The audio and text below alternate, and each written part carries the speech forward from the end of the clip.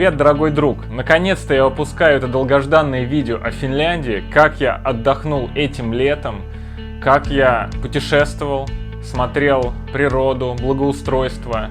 В общем, наслаждался финским образом жизни.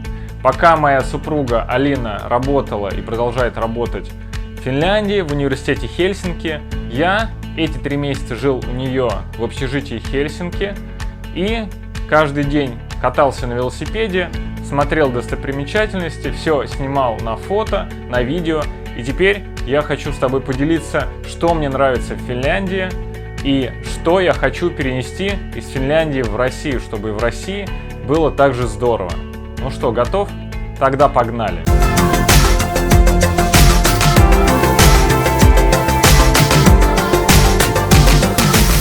Раз, два, три, четыре, пять. Вышел зайчик погулять.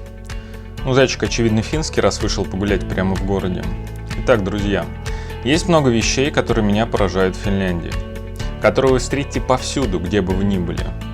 Пишу на примере районов пригорода Хельсинки, Пихлаймяки, Вики, Малми и других. В эти 40 пунктов не входят более важные вещи, такие как развитая демократия, образование, медицина, по причине того, что за лето пребывания с ними непосредственно я не сталкивался. О них будет отдельный пост и видео на основе открытых данных. А пока давайте я вам расскажу, что видел и что прочувствовал своими глазами. Вот 40 вещей в Финляндии, от которых я в восторге. Первое. Финны строят город в лесу. Везде много деревьев. Высокие сосны могут стоять прямо рядом с домами. Второе. Везде велосипедные парковки и велодорожки. Всегда хотя бы один тротуар из 2 будет поделен на 2 части, где половина отдана велосипедам. В результате в среднем половина дороги автомобилям, четверть пешеходам и четверть велосипедам.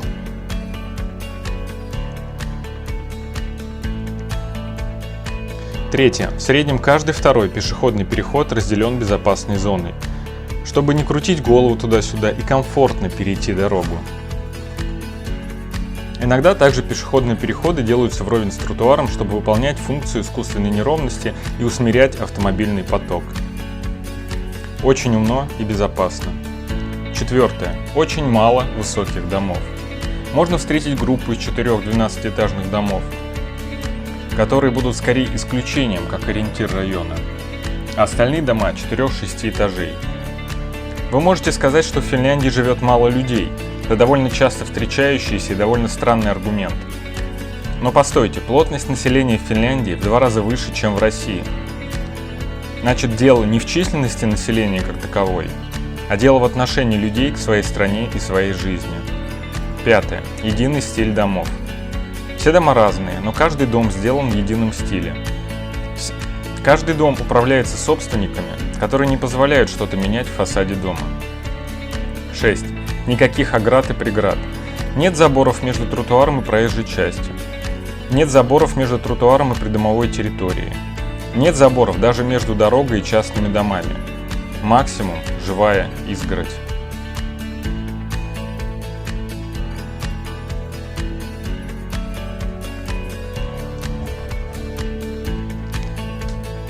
Семь. Все дома на 1-м этаже оборудованы сауной, хранилищем для сезонных вещей и комнатой для хранения велосипедов. Иногда в домах есть прачечная. Все это для жителей, только пользуйся. За сауну и прачечную жители обычно платят, стоит около 10 евро в месяц, если пользуются. Плата за хранилище включена в коммуналку. В общем, те, кто живут в доме, те и платят.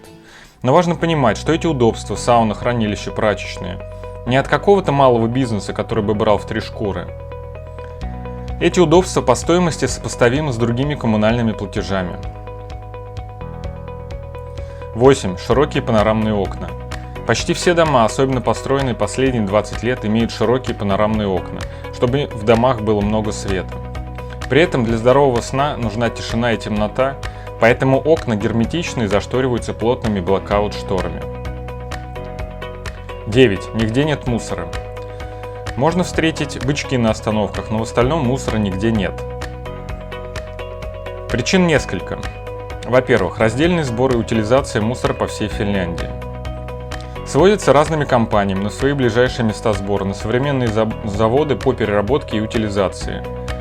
Во-вторых, отсутствие мусорных труб в домах.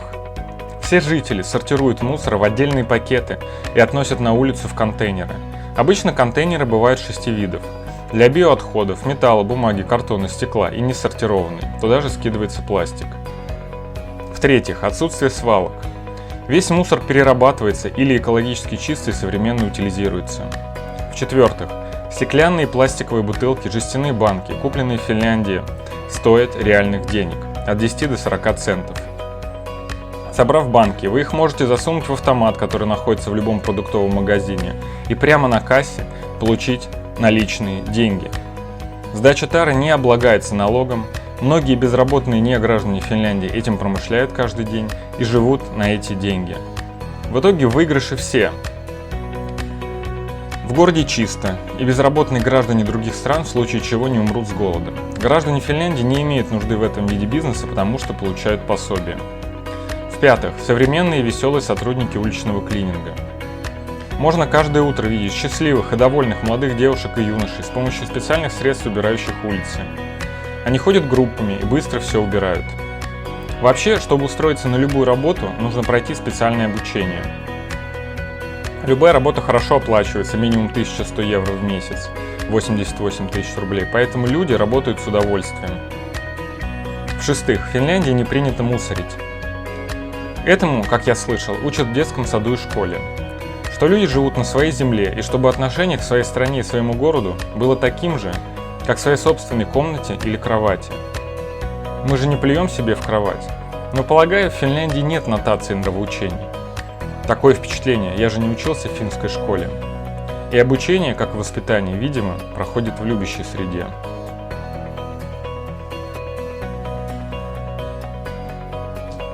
Десять. Питьевая вода из-под крана повсюду. В любом доме, в торговом центре, на бензоколонке. Везде из-под крана воду можно и нужно пить. Из любого крана Финляндии течет чистая, пригодная для питья вода. Не знаю, как они справляются, но это бесподобно. Вода, на мой вкус, вкуснее, чем в бутылках в России. Вот вам и высокие цены. Вода ведь в Финляндии бесплатная. Вы можете купить пластиковую бутылку и целый год наливать туда воду, пока сама бутылка не придет в негодность. А потом эту же бутылку сдать за 20 центов в любом магазине. 11. Ванные комнаты в Финляндии полностью герметичны. Вместо привычной ванны финны моются в душе, который представляет из себя просто часть ванной комнаты с широким отверстием с мелкой сеткой в полу, чтобы вода быстро уходила в канализацию, и лейка в стене. Конечно, лейку можно фиксировать по 3 осям или вовсе снять. А кран душа имеет 2 манипулятора, но не горячая вода и холодная вода, как это привычно для России, а температура смешения горячей и холодной воды и напор. Так вы можете сразу отрегулировать привычную для вас температуру воды, а потом только включать, выключать и регулировать напор. Также повсеместно краны имеют ограничители. Кран без усилия регулируется только до теплой воды. Чтобы полилась горячая вода, нужно приложить чуть большее усилие, чтобы повернуть кран. При этом в положении максимально горячей воды кран пружинит. Как только вы отпустите кран, он вернется в теплое положение. Вы можете сказать, что такое можно сделать и у себя дома в России. Можно. Но если вы придете в гости, в отель, куда угодно еще, вы это, скорее всего, не встретите. В Финляндии я был в 4 квартирах в разных районах и видел абсолютно одинаковые ванные комнаты и краны. Это просто образ жизни. Как в России есть бесконечные заборы, дурно пахнущие антисанитарные мусорные баки и трубы, так в Финляндии есть чистая питьевая вода из-под крана и удобные ванные комнаты.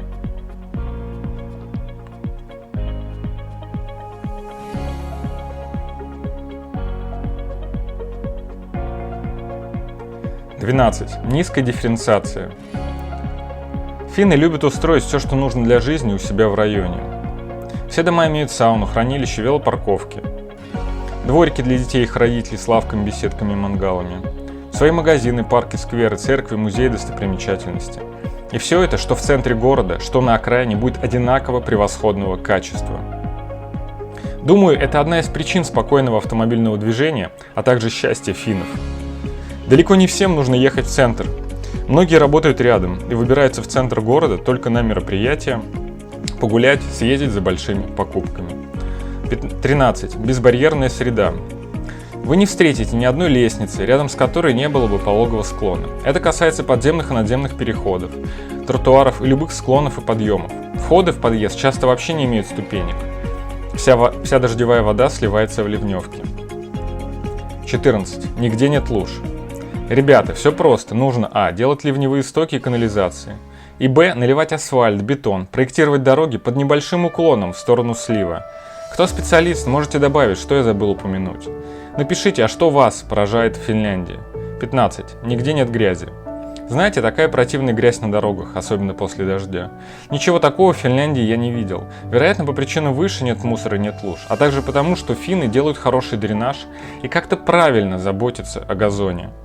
Я ни разу не видел, чтобы на тротуар попадала грязь с газона или клумб. Хотя, сказать по правде, не все озеленение ниже уровня асфальта. Я не специалист, для меня это загадка, как так земля там не сыпется. Хотя ездил я каждый день и смотрел, когда солнце и когда дождь. Все чисто и опрятно, как в компьютерной игре. Все, что запрограммировали, присутствует. Все, что не планировали, отсутствует.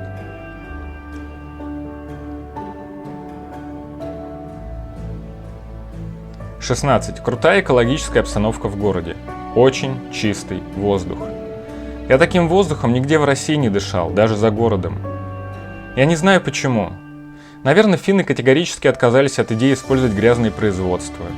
Но также причины, указанные выше. Нет мусора и город в лесу. 17. Везде тихо. Это реально круто. Как на курорте, где хочется просто отдохнуть. Финны любят тишину и покой. Поэтому если шуметь ночью, то, поговаривают жители, могут вызвать полицию. Даже нельзя смотреть фильмы в колонках в своей квартире ночью. Ну и хорошо, значит у всех будет здоровый сон, вместе с плотными шторами, защищающими от яркого утреннего солнца. 18. Приятные дикие звери в городе. Нет нигде бездомных кошек и собак. Зато кругом ходят зайцы пешком. Летают чайки. А на островах и в отдельных районах города можно видеть диких гусей. Я просто млею смотреть на них. Это просто какая-то сказка.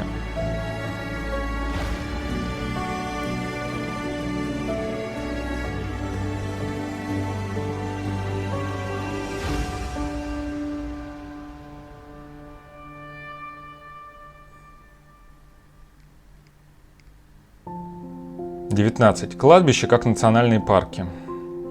Вообще, любое финское кладбище больше похоже на национальный парк. Вот куда не страшно приходить, где все сделано с любовью, чтобы скорбеть об ушедших любимых с надеждой о будущих поколениях. В России часто так не делают парки отдыха, как в Финляндии кладбища. Ну почему так?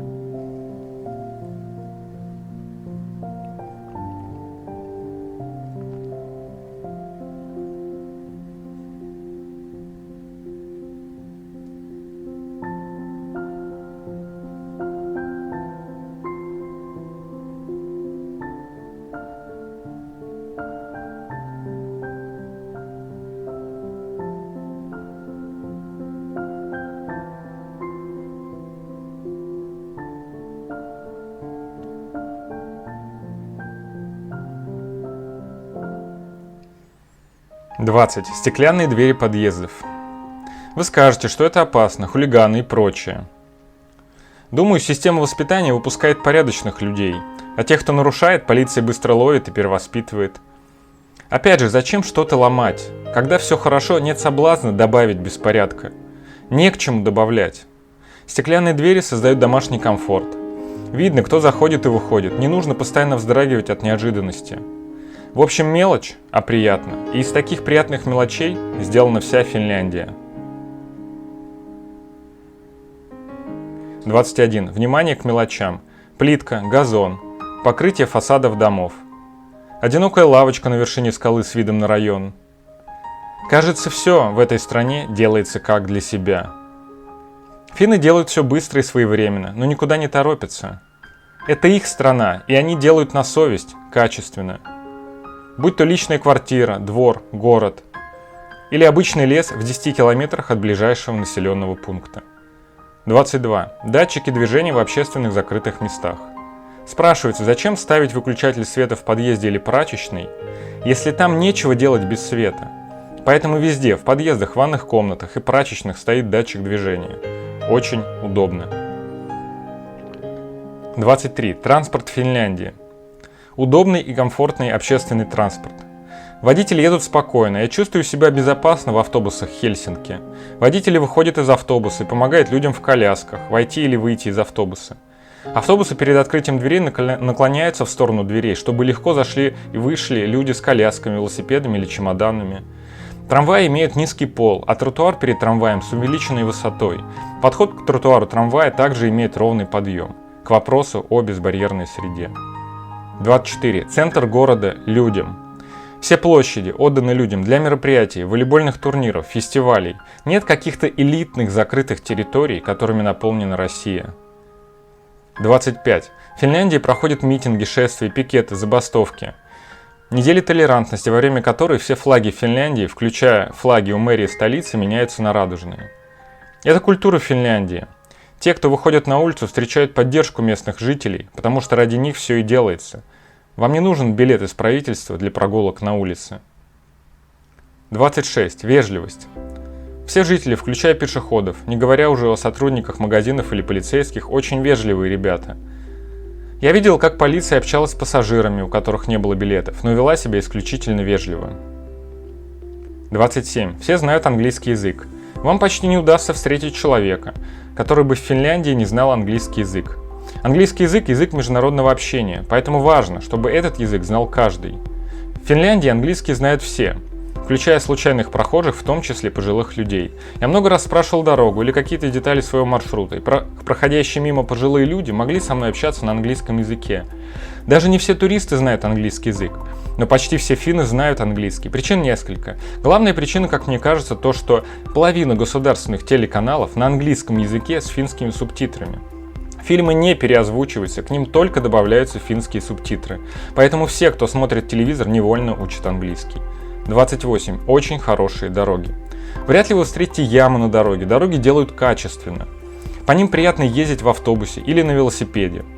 При этом дороги одинаково хорошие как в центре столицы, так и на окраине. 29. Знаменитые финские двери. С умными финскими замками, которые открываются в полоборота. Закрываются захлопыванием двери. Вам не нужно повторно вставлять ключ изнутри. Вам всегда нужно держать ключ при себе. Сначала непривычно, но как только постоялец заплатит 60 евро за новый ключ, сразу же привыкает. Двери в Финляндии бывают трех типов. Подъездные, частные и сервисные. Первые почти всегда стеклянные, вторые всегда деревянные, третьи железные, если снаружи.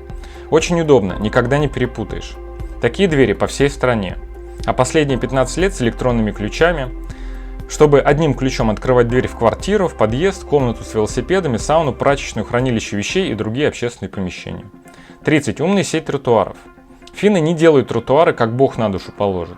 Финны смотрят, как ходят люди. Это делается, как я слышал, с помощью насыпи песка, по которому можно понять, где прокладывать тротуары и пешеходные дорожки. Также предполагаю, что можно просто отслеживать популярные маршруты с помощью видеокамеры. Причем, как мне кажется, требуется не более одной недели, чтобы понять, как ходят люди и как нужно прокладывать дорожки. А в итоге экономия бюджетных средств от расходования на неудобные дорожки и их перекладывание, а также комфорт и удобство для пешеходов. 31. В Финляндии почти нет бездомных. В Финляндии людям, которые по каким-то причинам не имеют жилья, государство дает квартиру, которая по качеству ничуть не хуже других обычных квартир. Эта квартира дается в бессрочную бесплатную аренду, как я понял. Все бездомные, что есть в Финляндии на данный момент, это либо те, кто совсем недавно стал бездомным, либо не имеет статуса, например, нелегальные мигранты, либо просто любят жить на улице. Таких несколько сотен на всю страну, на все 6 миллионов человек. 32. В Финляндии нет плохой работы. Любая работа уважается обществом и хорошо оплачивается. Дворники или почтальоны – это часто молодые люди, обученные, бодрые и вежливые, которые пользуются современной техникой для своей работы. 33. Никакого досмотра на вокзалах, торговых центрах и в метро. Все двери открыты и доступны для всех. При том, что Финляндия – одна из самых безопасных стран в мире. Как-то финны справляются без театра безопасности. 34. Минимализм. Однотонные белые или бежево-желтые стены, мебель из Икеа. Все подчинено простоте, удобству и спокойствию. Все это радует глаза и вызывает чувство комфорта. Отчасти причина этому – протестантская культура Финляндии. Большинство религиозных финнов – лютеране. А в лютеранстве принят минимализм в угоду глубокому содержанию и порядку. 35. На дорогах нет пробок. Ходят слухи, что причины этому 3 фактора. Первое. Развитие инфраструктуры и культуры велотранспорта. Второе. Дороги не приоритетны для автомобилей, узкие, с искусственными неровностями. Ограничение скорости в городе до 50, иногда до 30 км в час. Вообще, половина дорог в Финляндии отдана пешеходам и велосипедистам. Третье. Развитие районов. По сути, все районы самостоятельные, вам не нужно куда-то ехать. 36. Уважение к детям. Я много раз видел родителей с детьми, но ни разу не видел, чтобы родители кричали на своих детей или тем более шлепали. Ко всем равноправие. 37. У финнов исключительный вкус на выбор материалов и цветов для благоустройства города. Об этом можно говорить бесконечно. Как только вы въедете в ближайший населенный пункт, вы сразу поймете, что я имею в виду. 38. Во всех населенных пунктах есть совершенно новое для России явление – магазин для всего – Р-киоски. Это одновременно почтовый пункт, банковский отдел, киоск электроники и кофейня. Если утром вам нужно отправить письмо, получить посылку, сделать банковский перевод, купить сим-карту и даже телефон, выпить кофе – все это можно сделать в Р-киоске. Очень удобно. 39. Цены в магазинах одинаковые, ассортимент не меняется. Оказавшись в любом незнакомом финском городе, вы в любом магазине найдете сыр, хлеб, кофе, витамины и все, что вам нужно, по одинаковой цене по всей стране. 40. И, наконец, последнее на сегодня, но не менее важное, как говорят last but not least, в Финляндии я не нашел некачественной еды. Я покупал самую дешевую еду в магазинах, но она оказалась высокого качества, пожалуй, даже лучше, чем привычная в среднем ценовом сегменте в России. Поэтому вы смело можете покупать самое дешевое, и вы останетесь довольны.